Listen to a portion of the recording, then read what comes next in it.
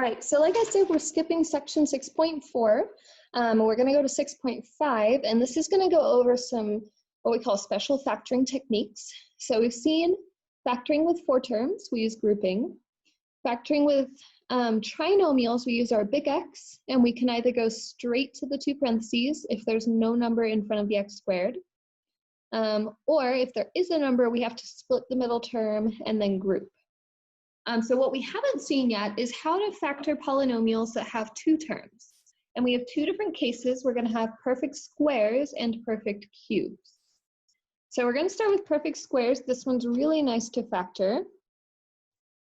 So if you remember, if we have the difference and sum of the same term, so let's say x minus y times x plus y, or the other way around, if you remember when we multiply this out, the outside and the inside terms cancel, and we were left with x squared and minus y squared. So now what we're going to be doing is we're going to be going from this binomial here back to the factored form. So those two groups multiplying to give us that product. So this is a really important formula. It's going to make it really nice to factor these. And you have to know there isn't really another way to go through and factor these difference of perfect squares. You can technically use splitting the middle term. The middle term is just 0 here. So definitely don't recommend doing that. This formula just makes it really nice and easy to factor. So it's called the difference of squares because if you remember, when we multiply these out, we always end up with a minus sign. There is no way to end up with an x squared plus y squared. So if we see any of those will be prime, meaning we can't factor them. So difference of squares, just like what we saw up here, except I'm going to flip it around. So we have two terms that are perfect squares. Then we're going to find the square roots of these. So what squared gives us each of these numbers. And then we're just going to write the sum and the difference of those. So x plus y, x minus y. Or the other way around, I just tend to put the plus first. Okay, so let's take a look at some examples. And again, we're just told to factor. We have to know how to factor, what technique we have to use. Number one, let's take a look at x squared minus 100. First thing you want to be able to do is identify if you have perfect squares. And so what we're looking for here is a variable that has an even exponent. Usually it's going to be an x squared. And then a perfect number. Now you might have a perfect square over here and in front of the x squared. You might have more than one variable as well. But as long as you have that even exponent and a perfect square, we're good to factor because this is 10 squared. So now we want to figure out what we have to square to get each of our terms. So in order to get x squared, we need x times x. That goes in the first spot. To get 100, we need to do 10 times 10. It has to be the same number and the same variable here. And then we're just going to put a plus and a minus. And that's it. That's all we have to do for factoring these. Let's try some more. Let's go ahead and do y squared minus 16. Again, identifying that we have the difference, so subtraction, perfect squares. We have a y squared and we have 16, which is 4 squared. Let's set up our two parentheses. Figure out what multiplies by itself to get y squared. That's going to be y times y. To get 16, we need 4 times 4. And then we'll put our plus and minus. And you can check these exactly the same as we've been checking all the others. Just make sure you FOIL it out, and the outside and inside terms should cancel. Okay, number 3. P squared minus 80. Now with this one, you have to be careful. We do have a binomial. We have two terms. It's subtraction. P squared is a perfect square, but 80 is not a perfect square. 81 is a perfect square, but 80 is not. So since this number is not a perfect square, that means that this one is not factorable. So we're going to call it prime.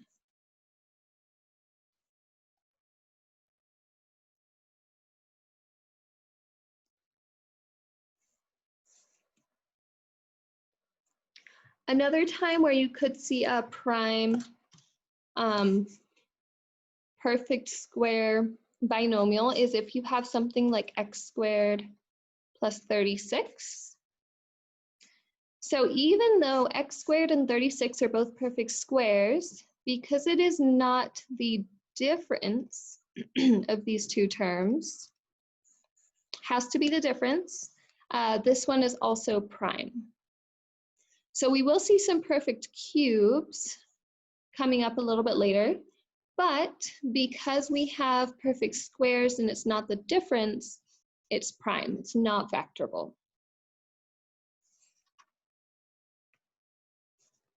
Number 5, this next one is another one that looks prime, but it is actually not. So this one we're given 4x squared plus 16. So because we have an addition sign there, you should automatically think that we can't factor this using our difference of squares factoring. However, we can factor something out. So as long as you can factor out a greatest common factor or do some kind of factoring to it, it's not prime. It just means that we can't factor as much as we did the other ones. But we can take out a 4, and we're left with x squared plus 4. But we can't factor this one right here because we have a 4. These are both perfect squares, but it's addition. So it was factorable because we could take out that 4, but we can't go any further than this.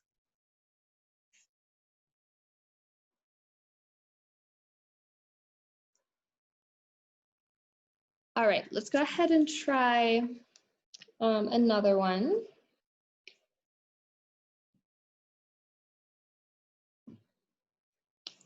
Let's go ahead and do 9m squared minus 49.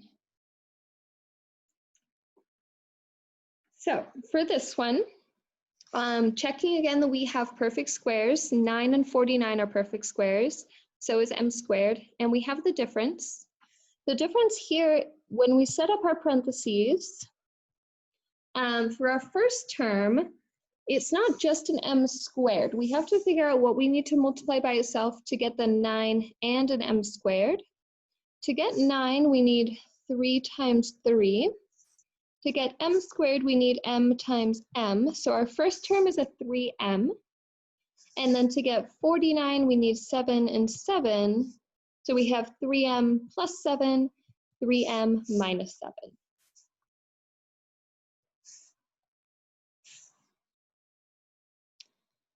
Okay, another one similar to this one, 25a squared minus 64b squared. So again, we have more than just a number at the end here. We have a b squared attached to it, but b squared is a perfect square, so is 64, a squared, and 25. So we can use the difference of squares here. So I'll set up our two parentheses a little bit wider because both of our terms are going to have a number and a variable with it. So our first term here, 25 is 5 times 5. A squared is a times a, so our first term is 5a. 64 is 8 times 8. And b squared is b times b. So we have a 5a and an 8b. And we need a plus and a minus. So 5a plus 8b and 5a minus 8b.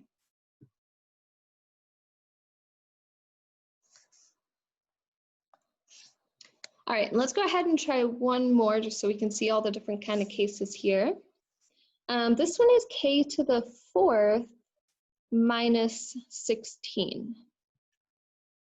So this one's different because we have a k to the fourth. It's not squared, but remember, we're just looking for an even exponent. If this were a k cubed, or k to the fifth, k to the seventh, those ones aren't perfect squares. Any even exponent is though.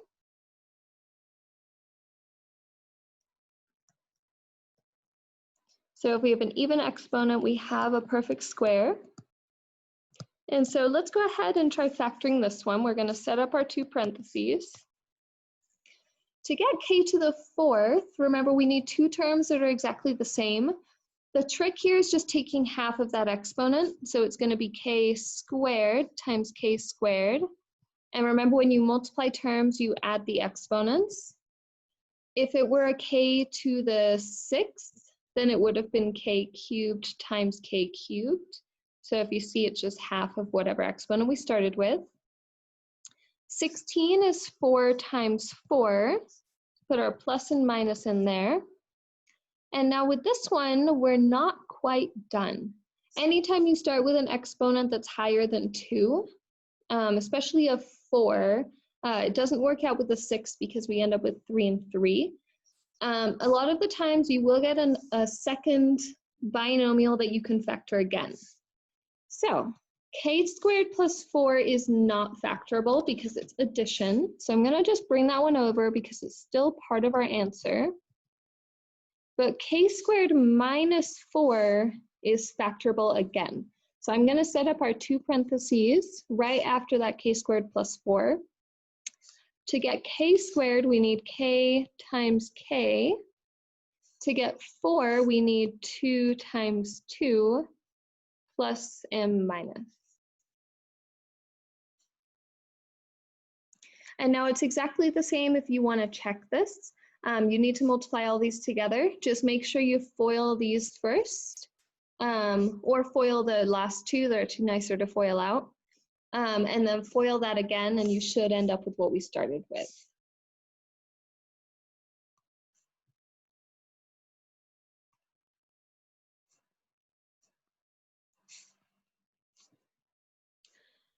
All right, so those are difference of squares. As long as you recognize that they're difference of squares, it's going to be really nice factoring. There isn't a whole lot of work like we saw last time with splitting the middle term and all that. The next one is a shortcut for for a special type of trinomial. They're called perfect square trinomials. And so it's more perfect squares like we saw. So it's more being able to identify what a perfect square looks like. But these are trinomials, so they're going to have 3 terms. And now with trinomials, most of the time, I'm just going to split the middle term or use the shortcut method. But there are some cases where the shortcut is really nice, especially when you're dealing with really big perfect squares. So when we have like 121 and 100, and using the splitting the middle term method, we'd have to multiply those together. We'll see some examples like this. This shortcut's going to make it really nice. It's just a little weird to get a hang of. So if you remember, when we square x plus y, we saw this shortcut a little bit. I didn't really focus on it just because I don't really like using the shortcut. I like actually multiplying it out. But if you remember, we had x squared plus 2xy plus y squared. So we had to square the first and last term. They go out here. And then we multiply those terms together and double it. Same thing if we had subtraction, so x minus y squared. The only difference here was that this 2xy was negative. So it was x squared minus 2xy plus y squared. So let's go ahead and take a look at an example of what we're looking for in a perfect square trinomial. So if we're given x squared plus 8x plus 16, couple things we're looking for here is this first term needs to be a perfect square, and the last term does as well.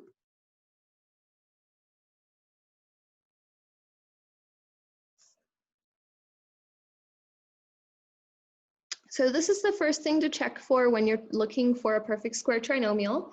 If those aren't perfect squares, you're going to have to split the middle term or use a shortcut, which is actually really nice in this case. And then this middle term here, there's kind of a weird, I'm going to actually put this up top because the writing's a little bit longer.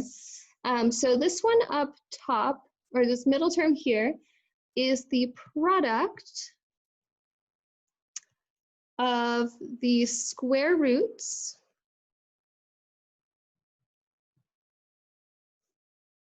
of our two outside terms, so x squared and 16, and 2. So this 2 comes from this formula here. It should be 2xy.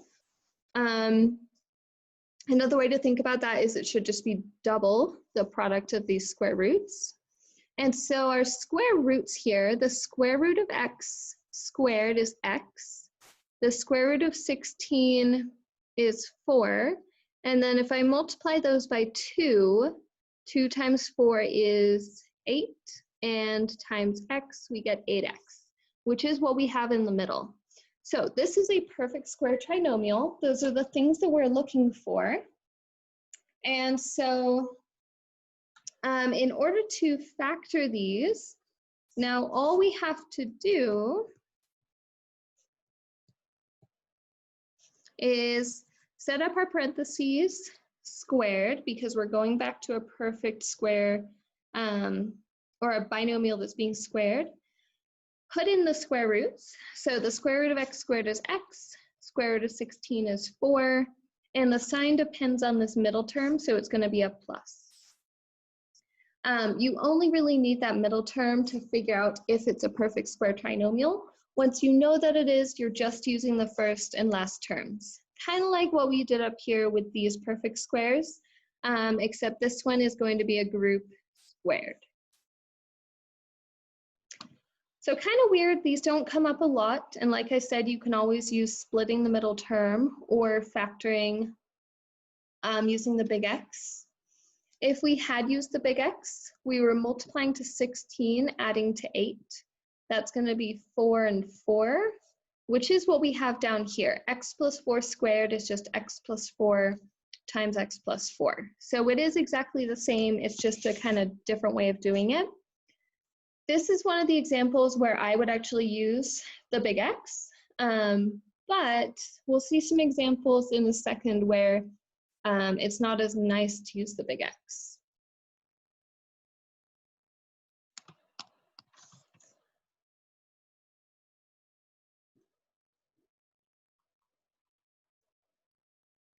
All right, so let's go ahead and factor these.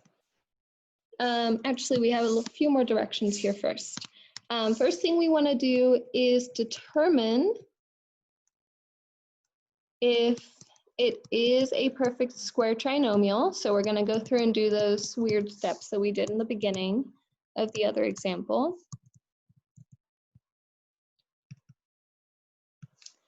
And then factor.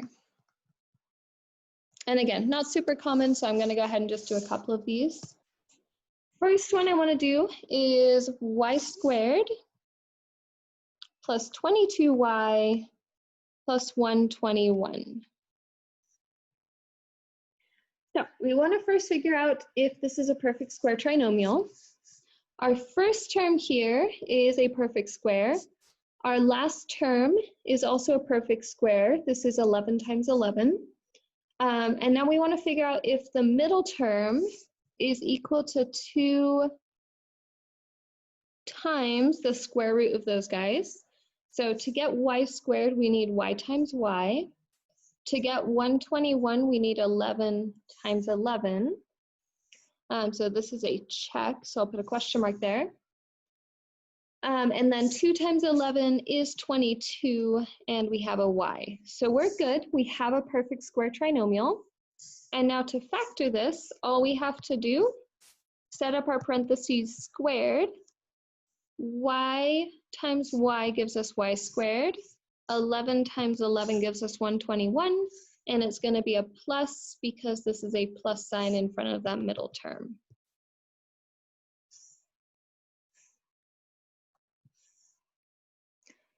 All right, let's go ahead and try another one. This one's going to be a minus, just so we can get the practice with that. P squared minus 18p plus 81. All right, again, so let's check to see if this is a perfect square trinomial. P squared is a perfect square. 81 is a perfect square. It's 9 times 9. This middle term here, we want to check to see if it is 2 times the square root of p squared, or what times itself gives us p squared is p. 81 is 9 times 9. And then 2 times 9 gives us 18p.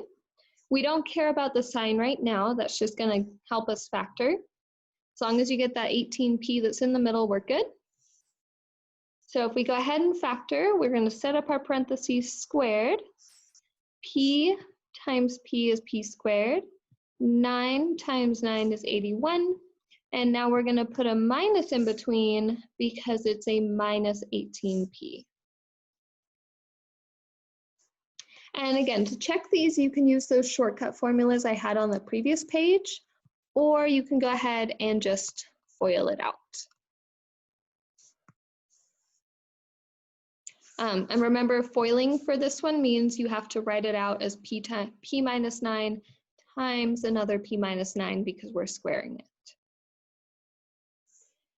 All right, let's try one last one. I'm going to show you another example after this, but I'm not going to have you write it down. It's just going to kind of show you why this is a good formula to use. Number 3, though, let's go ahead and work through this one together. 2y cubed minus 20y squared plus 50y. Now, this is one that isn't a perfect square trinomial as it's written right now. The reason for that is if we look at our variables in the first and last term, we have a y cubed and a y, and 2 and 50 are not perfect squares. So what I'm going to do first is I'm going to go ahead and rewrite this because we can factor out a greatest common factor. We can take out a 2 and a y from all of these. First term now is just left with a y squared. Second term is minus 10y plus our last term divided by 2 is 25, and the y is gone. Now, if we look at just this part inside the parentheses, this is a perfect square trinomial. To figure that out, we want to ignore the greatest common factor that we took out. Ignore this 2y in the front. If we just look on the inside, y squared is a perfect square. So is 25. This middle term here, we get from multiplying 2 times. To get a y squared, we need a y. To get a 25, we need a 5. 2 times y times 5 is 10y. So that's good. We do have a perfect square trinomial. Now, the thing to be careful with this one is we took out that greatest common factor, so that's going to stay in the front. I'm going to set up our parentheses squared, make sure we're only squaring the parentheses and not the 2y. And now, to get a y squared, we need y. To get 25, we need 5 times 5.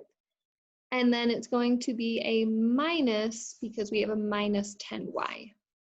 Don't forget that greatest common factor that you take out. In order to get back to what we started with, you need to multiply it by 2y. All right, now let me go ahead and just show you that last example. You don't have to write this one down.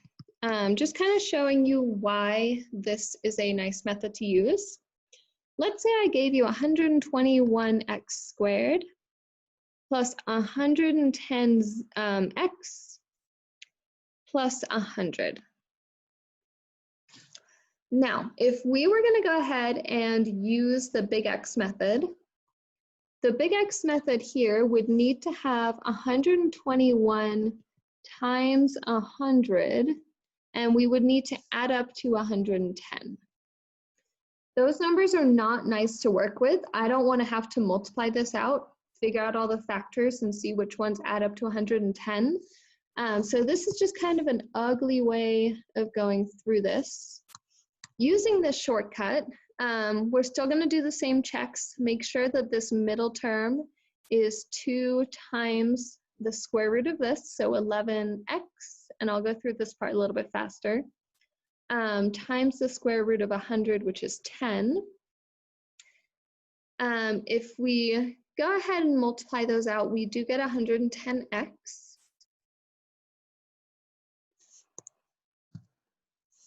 Sorry, this is supposed to be a 220. If it's not 220, these guys multiply to 220x, not 110. That was a typo on my part. They do multiply to 220, and instead of having to go through and doing all the big X work, splitting the middle term, you can go straight to this step here. 121 is 11 times 11. We need an x squared, so 11x. 100 is 10 times 10, and then we need a plus sign in between. So this shortcut makes problems like these a lot faster. Ones like these, I still like to use the big X, but again, if you like this formula, you can definitely use it, and we will see questions where the numbers are big like this. So being able to use this formula is a lot more helpful for those types of questions. All right, so now the last type of factoring, and this one is a really weird type of factoring, doesn't come up a whole lot, and there's only kind of the nice examples in your homework. If you do look through this section in the book, some of the examples get a little bit ugly. We're not going to look at those just because you're not required to know them for this class. But this is multiplying the sum, or sorry, factoring the sum and difference of cubes. So these are still going to be binomials, so we're going to be factoring 2 terms. The formulas are really weird though, so I'm going to go ahead and write them out and give you some ways to kind of remember them. And notice that you can factor the sum and difference of cubes. So let's say that we had x cubed plus y cubed. We're looking for perfect cubed terms here. What we're going to do is we're going to have a binomial times a trinomial. In the binomial, what we're going to do is we're going to figure out what cubed gives us each of these terms. So for these two, it's just an x and a y. And the sign in between here is going to match what you started with. And then I'm going to ignore what we started with and just focus on this x plus y.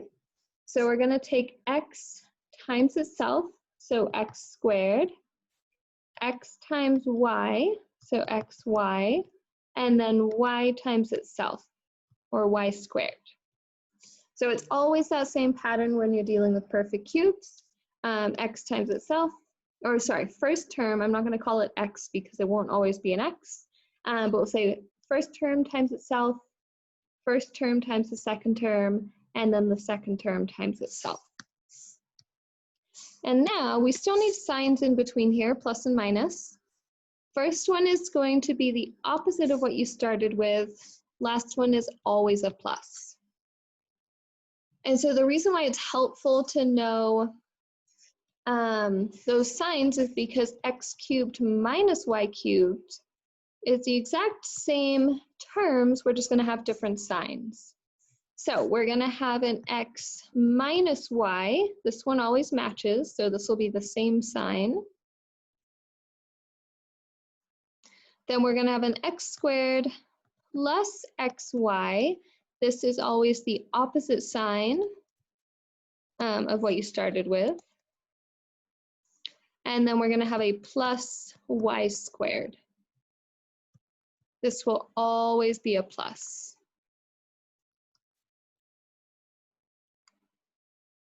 All right, now let's see what these formulas look like when we actually look at some examples. So how to use them. So in your homework, you're going to be asked to figure out first if it is a perfect square trinomial. We're not going to actually write that down, but we will discuss it. So number 1, we're given t cubed minus 64. First thing we want to do is to figure out if this is a perfect cube, trinomial.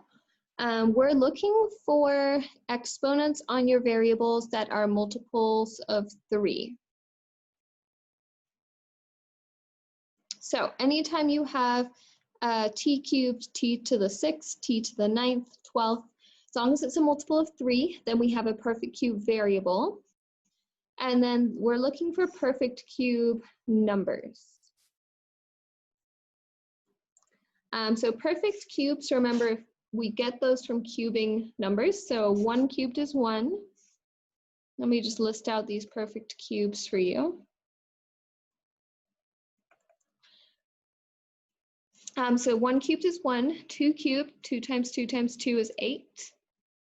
3 cubed, 3 times 3 times 3 is 27. 4 cubed is 64. 5 cubed is 125. They don't usually go much higher than this, but 6 cubed is 216. So we have 64, so we definitely have a perfect cube. And now we're going to set up our binomial and our trinomial. I lied. Before we do that, I'm going to do one more thing here. What I like to do is rewrite our perfect cube binomial as whatever we need to cube to get these terms. So what I mean by that, and you don't have to rewrite the whole thing, you can kind of just write it above the terms if you want. I'm just going to rewrite this because I don't have much room. T cubed is already written as something cubed, so there's nothing we can do there. Minus 64 is 4 cubed. So you need to know what to cube to get these numbers. Once we have this, it's going to make this next step really easy. So we're going to set up our binomial and our trinomial. These first two terms here, all we have to do is kind of cross out those cubes, and we're going to put t minus 4. So just get rid of those cubes. That's why this step is really helpful. Now with our trinomial, we're going to use these terms here in this binomial. So we're going to take t times itself is t squared. The next sign is the opposite, so plus t times 4, 4t. Don't pay attention to the sign in the middle at this point, otherwise it'll mess up your sign here. And then we're going to have a plus 4 times itself is 16. So we have t times itself, t times 4, and 4 times itself. And that's it. This trinomial here will never be factorable. And so that's one other thing that makes this formula really nice, is that once you have this formula down, if you can fill in the formula, you'll always be done once you get to this point. Okay, let's go ahead and try another one. We'll just do 2 more of these. Let's go ahead and do a plus, so x cubed plus 8. First thing I'm going to do is double check that we have perfect cubes. We have a multiple of 3 exponent, and 8 is 2 cubed. So I'm going to go ahead and rewrite it as those terms cubed. So we have x cubed, we can't rewrite that, plus 8 is 2 cubed.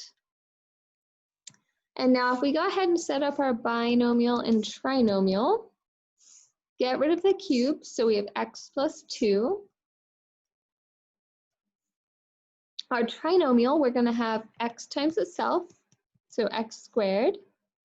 X times 2 is 2x. That'll be a minus because it's the opposite. Last one's always a plus. 2 times itself is 4.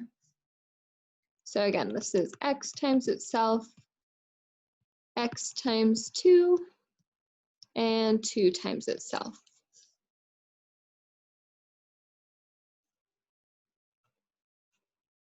All right, so again, this one is not factorable, so this is our final answer.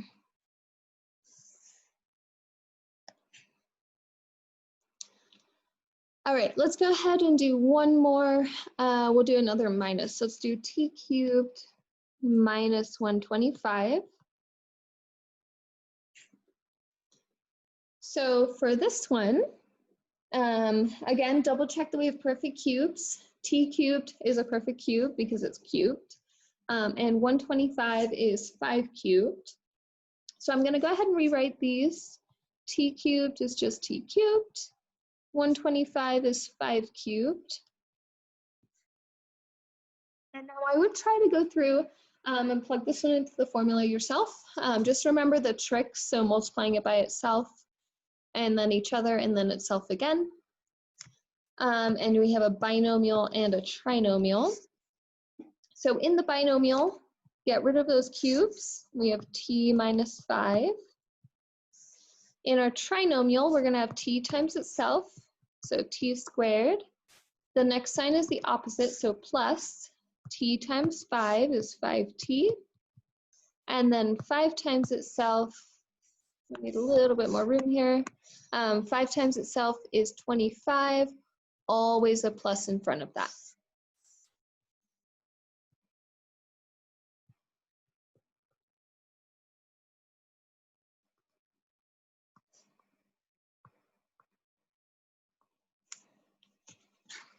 All right, and that was our last factoring technique. So we've seen 4 terms, trinomials, and we saw some perfect square trinomials in this section.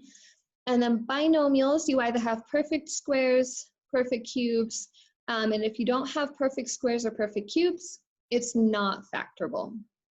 So next section, we'll go ahead and take a look at just kind of an overview of the different types of factoring that we've seen and some examples. And then we'll see how to solve equations using factoring, and those will be our last 2 sections for the class. So we're going to skip over 6.8 that we usually cover, which is word problems. So you guys lucked out on skipping over that one.